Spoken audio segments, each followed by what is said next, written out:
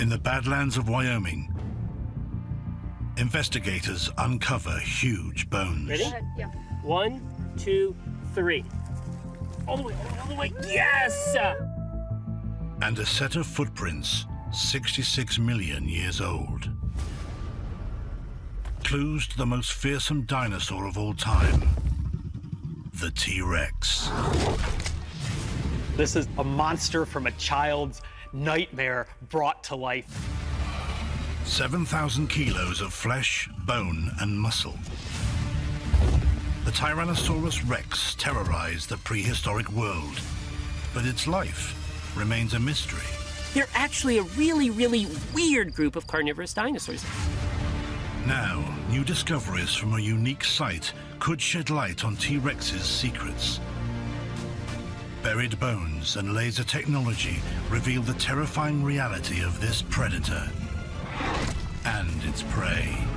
T-Rex was not just some brutish monster. It was a highly intelligent animal. My gosh, is it scary. This is the scariest tooth that's ever evolved. To solve the mysteries of this extraordinary lost beast, we'll travel to a time when huge predators roamed the Earth. Reconstructing T-Rex's massive body will reveal how it grew up to become the king of the dinosaurs.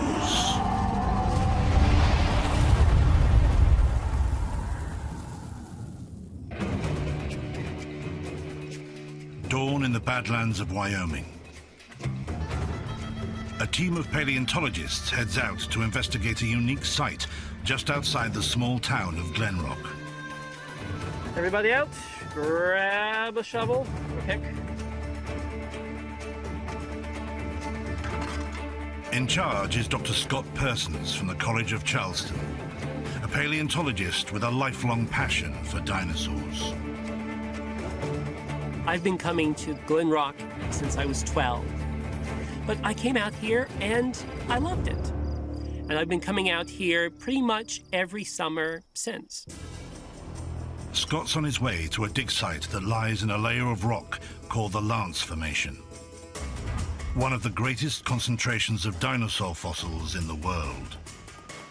66 million years ago, at the end of the Cretaceous period, the remains of a huge inland sea covered much of Wyoming. Its muddy fringes created the perfect conditions for preserving dinosaur bones. It's a great place because it's a spot where we've got not just a tremendous abundance of dinosaur bones, but other kinds of fossil sites too. In the late 1800s, competing teams of adventurers scoured this landscape, hunting for the most extraordinary fossils. Their rivalry became known as the Bone Wars, and it unearthed many enormous dinosaurs. Absolutely enormous. But there was one beast that these early paleontologists prized above all others, an animal whose remains still draw scientists here today. This is prime Tyrannosaur territory. The northern landmasses, Tyrannosaurs are #1. 66 million years ago, the dry Wyoming Badlands were lush forests. The ruler of this world was the most terrifying dinosaur of all time, Tyrannosaurus Rex. As big as a bus and weighing in at around 7,000 kilos, T-Rex has captured our imagination for centuries. But despite its fame, much about its life remains unknown. How did it rise to dominate this world? A clue could lie with footprints preserved in the Wyoming mud. Scott and his team are here to investigate one such set of ancient footprints. They bear the telltale signs of a tyrannosaur. So you're looking at 3 deep toe impressions, 1, 2, 3. And you can also make out a well-defined heel pad at the back. This toe up here is particularly well preserved. You can see there's a large fleshy pad there, and then it ends with the indentation from one long, sharp claw. Scott thinks a tyrannosaur left these prints when it walked along what was then a muddy riverbank. If you look closely, in addition to the footprints themselves, you can see that the rock that they're left in has this slight undulating pattern to it. Those are ripple marks left by the mudflat environment. So 66 million years ago, we were here on the edge of a coastal estuary, and in the mud, the dinosaurs were walking around. They left many, many, many tracks, but occasionally the conditions would change. The sediments would harden up, they would have the opportunity to completely fossilize. Dinosaur footprints are very rare. An entire set is even more special. There are about 3 Tyrannosaur trackways known in the entire world. This is the best preserved of all the tracks. Scott plans to make them immortal by using a laser to create a 3D digital copy. Scanning the trackway will give Scott the ability to take a perfect digital copy back to his lab, where he can study it in detail and discover if it was left by the most famous tyrannosaur of all, the T-Rex. Tyrannosaurs are a group of big carnivorous dinosaurs that show up very late in the age of dinosaurs. They're characterized by having incredibly deep jaws, very thick teeth, really, really wide skulls. We hope to learn, first off, how big it was. There were several species of tyrannosaur, but it is the awesome size of the T-Rex that makes its fossils prized around the world. Steve Brussati from Edinburgh University is one of the world's leading experts on tyrannosaurs.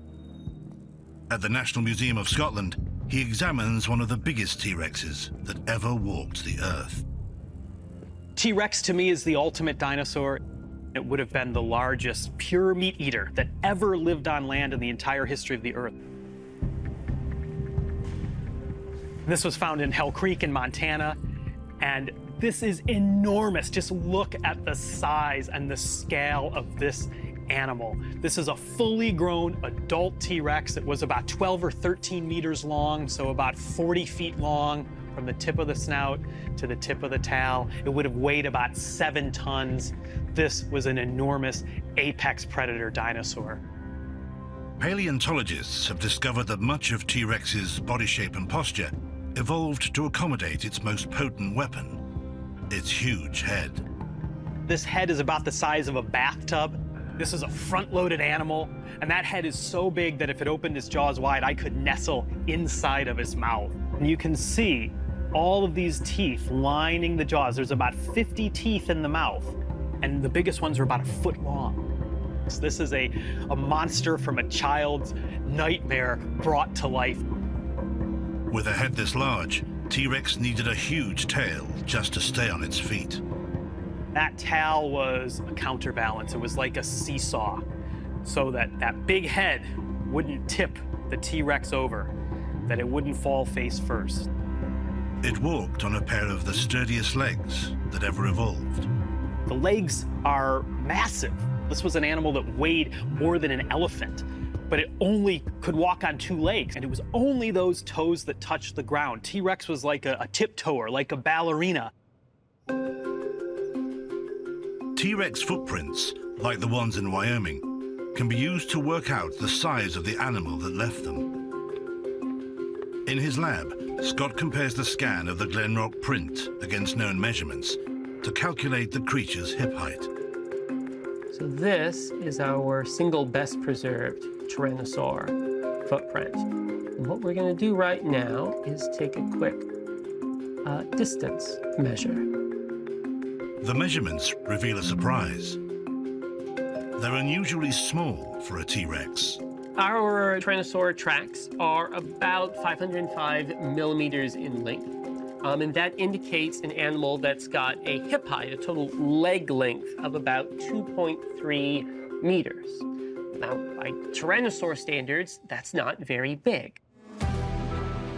The footprint of a grown T-Rex is about 1 meter long and half a meter wide. That's much larger than the footprint in Wyoming. Shrinking the foot to fit the print and extrapolating to the rest of the skeleton reveals that the dinosaur which left these tracks was only about 2 meters. But the footprint's shape is right for a tyrannosaur. So for Scott, there is only one conclusion. This is not an adult. It's a youngster. We definitely are dealing with a juvenile tyrannosaur, probably a tyrannosaur tween, so an individual that's between 10, 11, 12 years of age. The possibility that this footprint could belong to a young T-Rex is both rare and exciting. Fossil hunters have found dozens of adult T-Rex skeletons, most of them in North America. The T-Rex is probably the best understood dinosaur in the world. But when it comes to juvenile T-Rex, investigators have only found a handful of fossils. So we know very little about how young T-Rex developed and how they lived. Finding the bones of babies and younger T-Rexes, this is a big deal. We always want to find new skeletons of younger T-Rexes. That will reveal so much new information about how the king of dinosaurs grew into its kingdom. From what can be determined from the few fossils available, young T-Rex was slimmer than its elders. Its legs comparatively longer, its head comparatively smaller. But there is much still to discover about its behavior and abilities.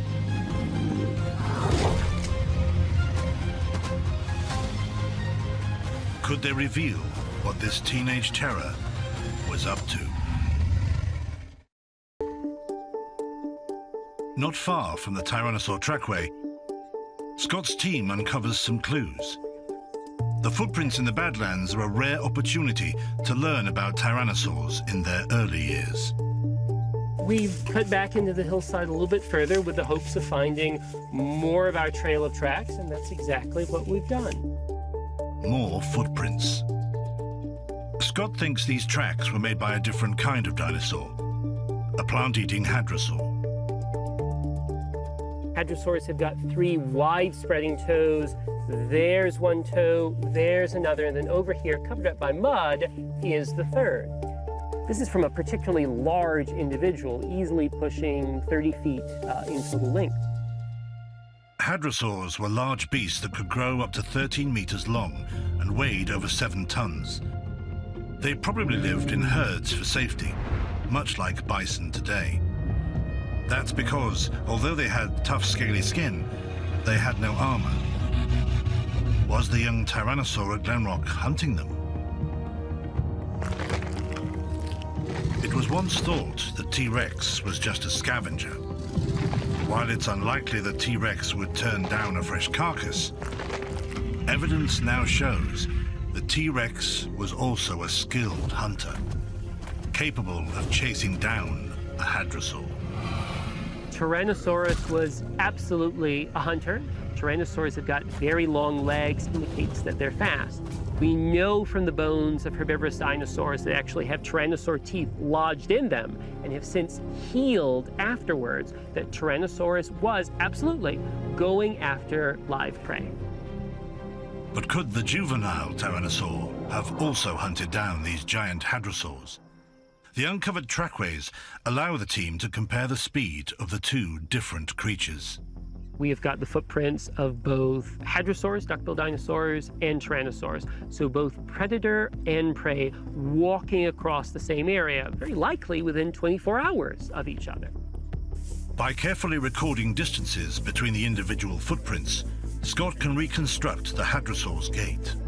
So a wonderful thing about a trackway, as opposed to just a single isolated footprint, is you can measure the stride length of a dinosaur. You can figure out how far it was swinging its leg in between each footstep. This is actually recording prehistoric life in action. Scott estimates they were traveling at nearly 5 kilometers an hour. So how does a tyrannosaur compare? So here is a set of tracks, and we care about the left one. So we'll measure from the heel pad of each one and come up with that distance. And you can see it's going about 3.5 meters. So that's how much the Tyrannosaur is covering with each full swing of a leg. The 11.5-foot leg swing suggests that the juvenile Tyrannosaur was traveling at around 6 miles an hour. It reveals that whether walking or running, T-Rex was far faster than its prey. It's moving through its environment at roughly twice the rate of the duck-billed dinosaur. It makes sense if that's the animal you're going to hunt, you're fast enough to catch it. Tyrannosaur was a sprinter, but Hadrosaur was a marathon runner who could often get a good head start. If you're a hadrosaur, you just have to spot a predator that's literally the size of a billboard sign. But in these confrontations, perhaps a juvenile T-Rex had help. It was long thought that T-Rex was a solitary hunter. But sites have now been discovered that contain many T-Rex remains, a mix of juveniles and adults. It raises the possibility that T-Rexes operated as a team. It's pretty clear from these sites that tyrannosaurs normally would have been social animals. They would have grouped together. So if one T-Rex chasing you down isn't terrifying enough, imagine an entire group of them running after you. A juvenile T-Rex would have needed guile and luck to catch a nimble hadrosaur. But even if it was successful, did this teenager have the power to bring such mighty prey down? Did the juvenile rely on the adult to finish the hunt?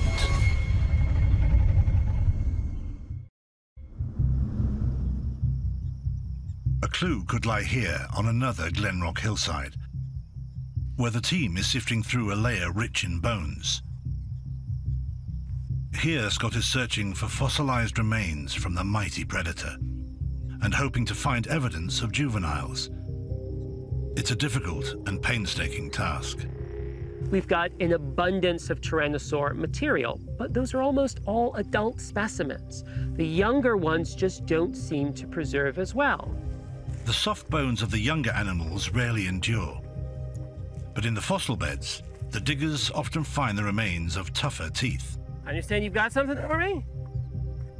Got a couple things, all right, all right. What do you got? What do you got? Oh, look at that! That's gorgeous. That's the biggest one that we've found so far. So that, yes, absolutely. The tooth is small and viciously sharp. But it's from a small velociraptor, not a tyrannosaur.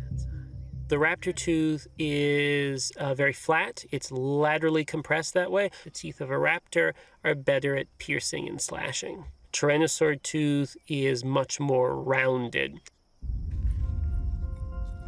Today, there's no sign of tyrannosaur teeth here. But on a previous dig, Scott made an incredible find: the tiny tooth of a hatchling.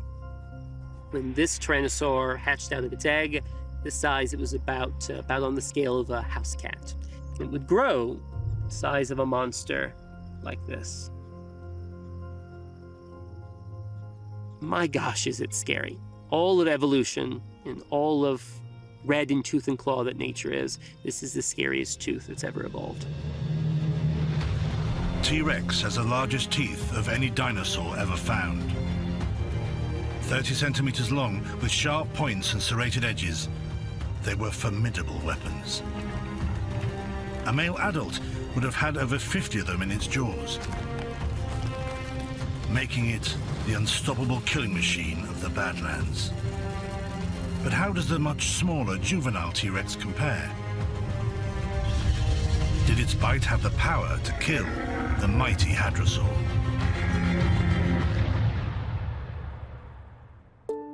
For paleontologist Steve Brussati, an adult T-Rex's teeth are hard to ignore.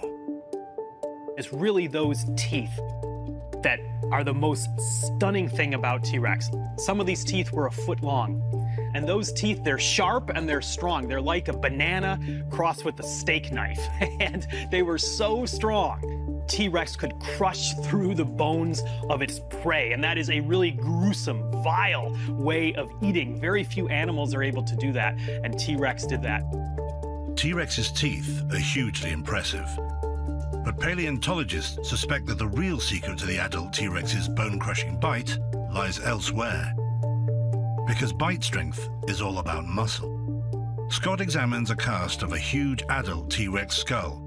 It comes from a dinosaur he helped uncover called Scotty. So Scotty was found in Saskatchewan, Canada. Scotty is among the largest tyrannosaurs known in the world. We estimate that Scotty is over 40 feet in total length, with an estimated weight in excess of 8 tons. Tyrannosaurs are sort of the Rottweilers of the carnivorous dinosaurs. If you look at the depth of the lower jaw, it's absolutely enormous. This whole region right here is where tremendous jaw muscles would attach. The jaw muscles in an adult T-Rex run up and attach to the bones at the back of the skull. Back of the skull is expanded. That creates an extra large region for the huge jaw muscles to attach all across the top of the skull in this section right here and along the side. This is the place where the danger of a tyrannosaur lies. That's what powers the bite. And then they crush the jaws together like that. But what about the juvenile T-Rex? Their jaws are thin and narrow, more delicate than the adult, with much smaller teeth and far less muscle. So, could a juvenile bite be strong enough to crush the bones of large prey? A clue lies in fossilized remnants of a hadrosaur. This is a cast of bone from a very, very lucky dinosaur. Right there, and that object is one tyrannosaur tooth. A tyrannosaur caught all the way up to its tail, took a bite, the tooth embedded in the solid bone, but then the tooth snapped off and the hadrosaur just managed to get away. For most people, this kind of fossil is a curiosity. But for paleontologists like Jack Tseng, it's an opportunity. Jack is fascinated by the bite force of extinct predators, especially young ones. Bite force is important because it determines at which level in the food web a particular predator can exist. Whether or not juveniles were able to even hunt or attempt to hunt those animals partially depends on how much bite force they have. Calculating the bite force of any animal is a challenge, let alone an extinct beast. So Jack uses a forensic mechanical press. It's able to recreate the bite marks left by a juvenile tyrannosaur on this rare hadrosaur tailbone. We're actually able to reverse engineer the amount of force and amount of depth it would take for a juvenile tyrannosaur to sink its tooth into a hadrosaur. Jack's experiment uses a replica juvenile tooth and a selection of cow bones. The press then drives the T-Rex tooth into the cow bone, with differing levels of force, until it recreates almost identical puncture marks to those found on the hadrosaur tailbone. On these two specimens, we can see all the puncture marks we have experimentally created. And what we can see is that these large marks here, the oval-looking marks, are the best matches for the actual puncture marks. And they give us a sense of how much force it would have taken for a juvenile T-Rex to generate these marks on a hadrosaur tail. Our experiments actually suggest a higher bite force for juvenile T-Rex. The juvenile bite force measures 5,641 newtons. To put that in perspective, although it's much less powerful than an adult T-Rex, this young Tyrannosaur's bite was still capable of crunching bone. At well over 5,000 newtons, it beats the king of the jungle, the lion. It would have been most capable of puncturing thin bones, like those on the face or in certain parts of the tail. Though an adult T-Rex could still run, the chase was probably a young animal's game, especially against a swift hadrosaur. Juveniles, the teenagers, they had longer legs. They had more slender bodies. They could run faster. They were more agile. They could probably chase down prey over longer distances. The adults were bigger. They were bulkier. They couldn't move as fast. They probably couldn't really run more than about 10 miles an hour or so. Imagine carrying around 7 tons of muscle and flesh on your body, but only supporting it with 2 legs. That's what an adult would be. So, how did this nimble juvenile end up as a hulking monster? Scientists are discovering that in its teenage years, T-Rex went through a sudden and dramatic metamorphosis. Throughout its life, T-Rex was an impressive eater. But bone analysis of juveniles reveals that T-Rex experienced a huge growth spurt as a teenager. In just 4 years, the juvenile that stalked the Badlands of Wyoming 66 million years ago grew from a 1-ton 14-year-old to a 5¼ ton 18-year-old, creating an adult body several times more massive, becoming a completely different creature. The young T-Rexes, they would have been like Olympic sprinters. And over the course of their lives, they would have gone through a metamorphosis where they turned into heavyweight boxing champions. That's how T-Rex changed over the 30 years of its life. So, what was T-Rex eating to grow so big, so quick? Popular imagination has it always feeding on other huge dinosaurs, like the hadrosaurs. But it's likely that juveniles mostly ate smaller creatures.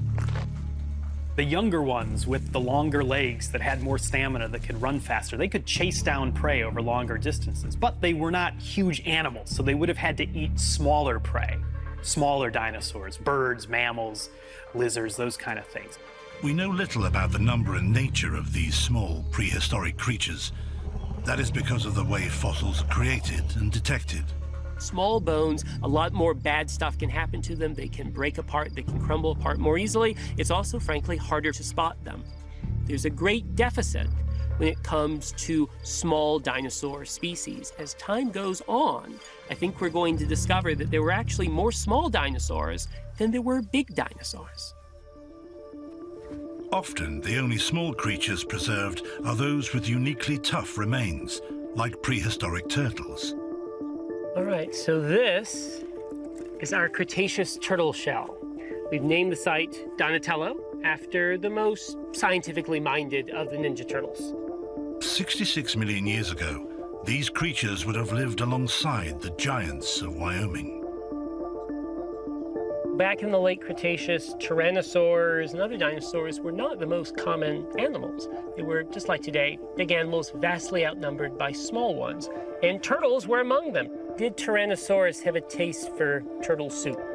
We do have evidence on some of the turtle shells that have been found here of tyrannosaur bite marks on the shell. But the answer is probably yeah. Tyrannosaurus probably did snack on turtles. Having such a varied diet allowed the juvenile to fuel its growth spurt. But as it expanded, it also changed proportion, its head swelling incredibly fast, whilst other body parts hardly changed at all. We think of them as sort of the quintessential large-bodied carnivorous dinosaur. That's not true. They're actually a really, really weird group of carnivorous dinosaurs. A T-Rex's forearms were one part of the dinosaur that didn't grow bigger as it matured into adulthood, making them look puny by comparison with the rest of the body. The arms were so small and pathetic and tiny, these arms that were no bigger than my arms on an animal the size of a bus. T-Rex's tiny arms are an enduring mystery. Paleontologists think that the reason why they stayed so small could be linked to the animal's supersized head and jaws. That head really did all the work. T-Rex was like a giant land shark. So the T-Rex would have grabbed its prey with its jaws. It would have chopped up its prey. It would have swallowed its prey. The head was doing everything. T-Rex's enormous head could have thrown its body off balance. And that's probably a trade-off. Tyrannosaur is redepositing the weight on the front of the animal that was in the form of the arms into the head. So you sacrifice the arms to gain biting power. Next time you hear someone making fun of T-Rex for having those tiny little arms, and they really are small, T-Rex would have struggled to clap. It certainly couldn't wipe its mouth after a messy meal. You can remind that person those little arms are there so that T-Rex can have an incredibly nasty, bone-breaking bite. Although its great weight now hindered its hunting ability, the adult T-Rex's overwhelming bite power allowed it to tackle other creatures the juvenile would never mess with. Among them was a plant eater called a nodosaur. A nodosaur was a cross between a prehistoric hedgehog and a tank.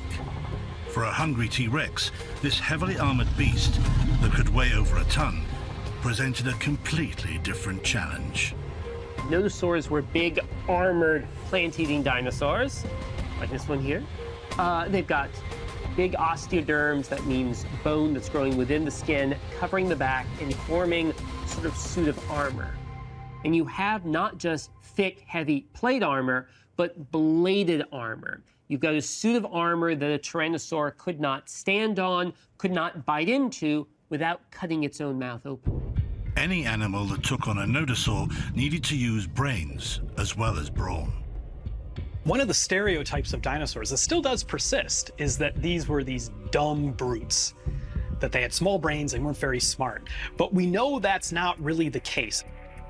Scientists have used medical CAT scanning technology to probe the inside of T-Rex skulls. The data has been used to build accurate models of the shape and size of their brains, revealing that they were much larger than previously thought. T-Rex was a lot smarter than most other reptiles because it had a much bigger brain in proportion to its body size. T-Rex was not just some brutish monster. It was a highly intelligent animal. One way a clever T-Rex could turn a nodosaur into a meal would be by flipping it over and attacking its soft underbelly. That is the kink in a nodosaur's armor. Scott examines some nodosaur bones he's found that look like they've fallen victim to this very trick. This is a bone from the pelvis. This is a hip bone. You'll see on this side, there's a great big hole running through it, and that hole is not supposed to be there. Instead, it looks like it matches up really, really nicely with one tooth from a tyrannosaur. It's possible that that does record the killing blow. This was a nodosaur that got munched on by a tyrannosaur. Providing they could be caught, both hadrosaurs and nodosaurs were vulnerable to a T-Rex assault. Was there any creature in the Badlands that could truly give tyrannosaurs a run for their money?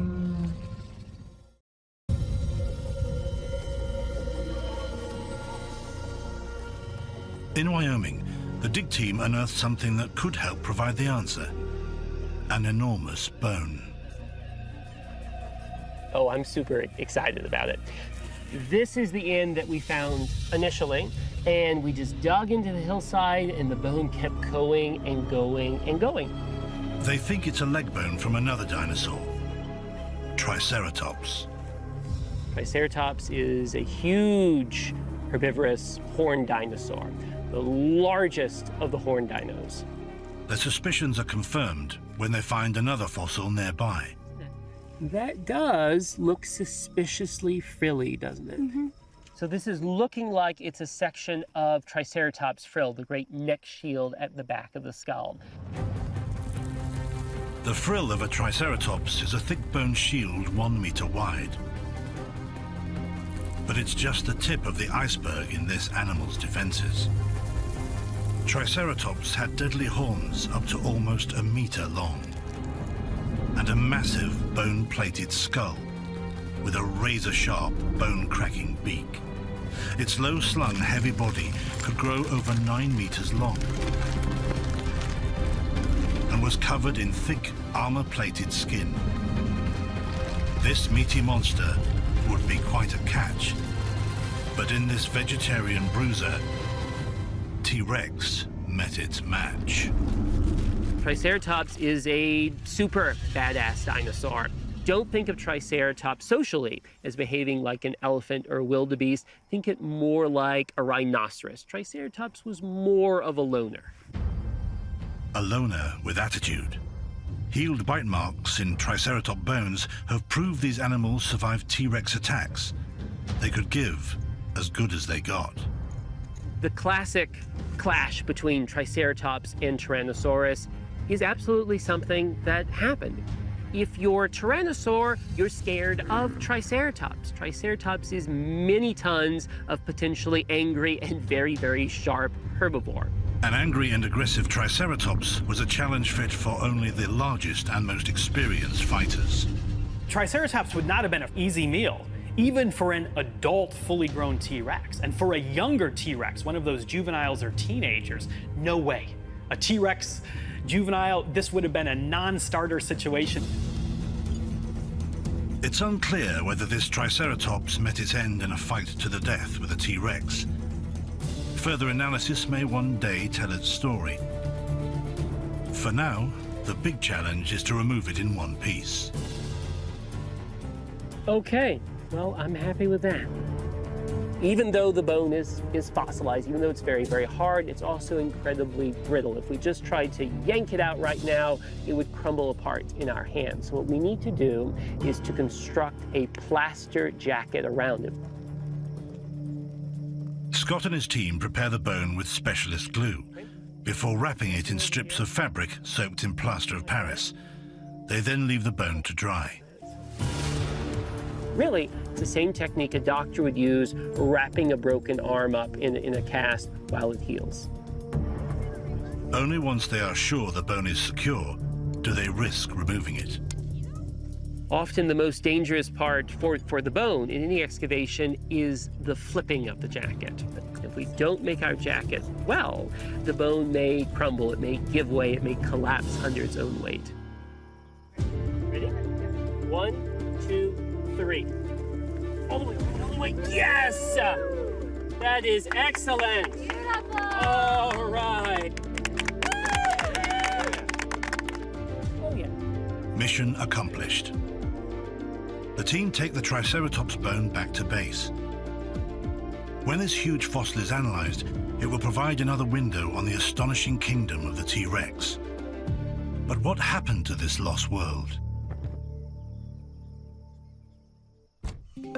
The finds here reveal that 66 million years ago, the Wyoming of the late Cretaceous period supported a lush and fertile ecosystem. The team is constantly finding remnants of the huge variety of life that filled its forests and waterways. So this is one scale from a garfish. Garfish are armor-plated. Their scales are covered in enamel, the same material that makes up our teeth.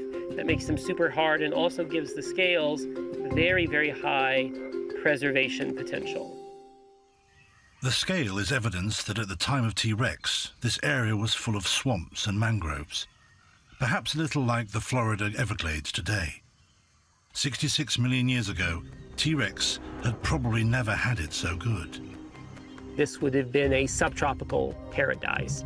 Out there in the plains would have been herds of herbivorous dinosaurs, and then in the shadows of the forest, presumably stalking their prey or just relaxing, would have been the Tyrannosaurs.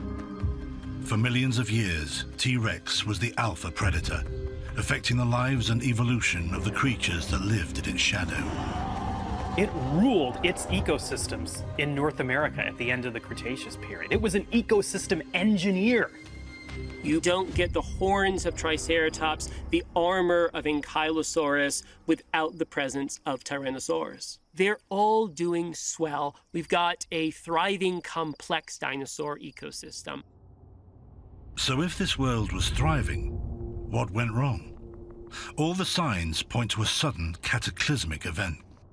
Across Western North America, in places like Montana and the Dakotas, you find bones of T-Rex, and they're fairly common in rocks that are about 66 to 67 million years old. And then those bones disappear. And there's this thin little layer of clay. It's just about 1 centimeter thick, and it's dated to precisely 66 million years ago. And that layer of clay seems to be a bookmark. The clay contains a high concentration of the element iridium. Iridium is rare on Earth, but not in space. That iridium was the chemical fingerprint, the calling card of an asteroid that came down and ended the reign of the dinosaurs and caused an enormous extinction. The asteroid was almost 10 kilometers across, a piece of space rock taller than Mount Everest.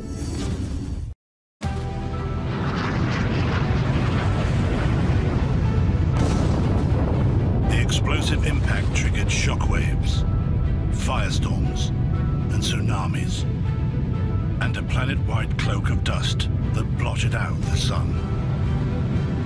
It caused destruction on a global scale that few creatures could endure.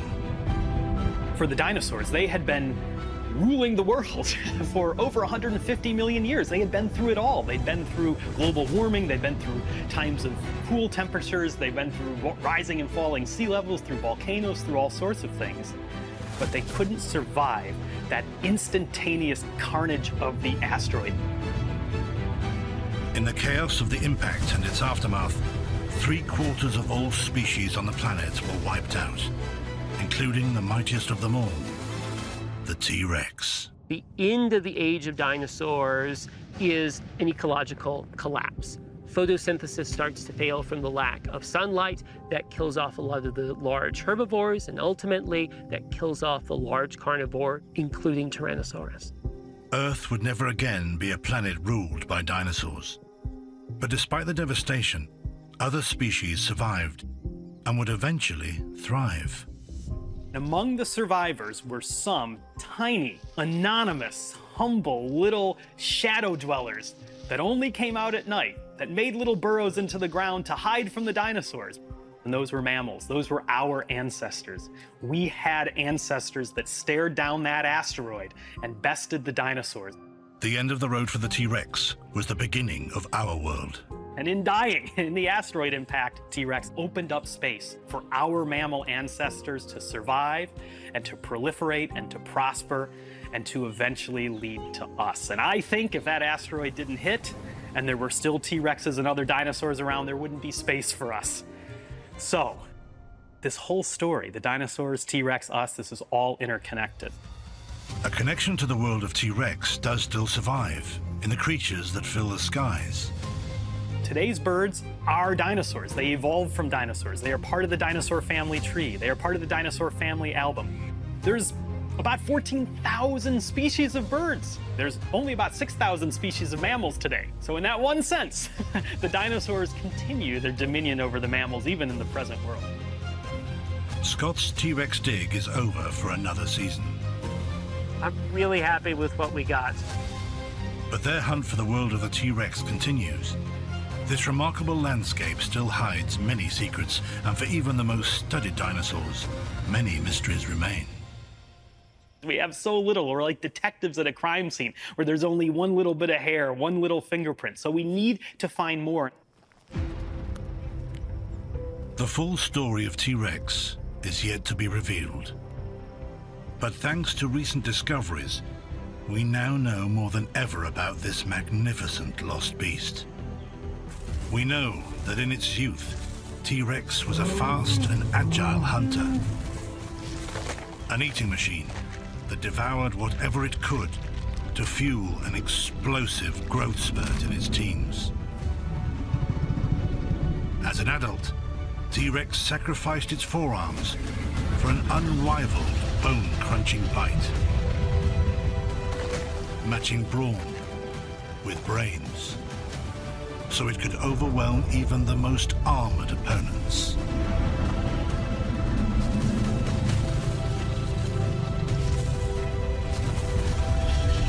The Tyrannosaur, the creator of these footprints in the mud of prehistoric Wyoming, was no match for the asteroid that destroyed its world.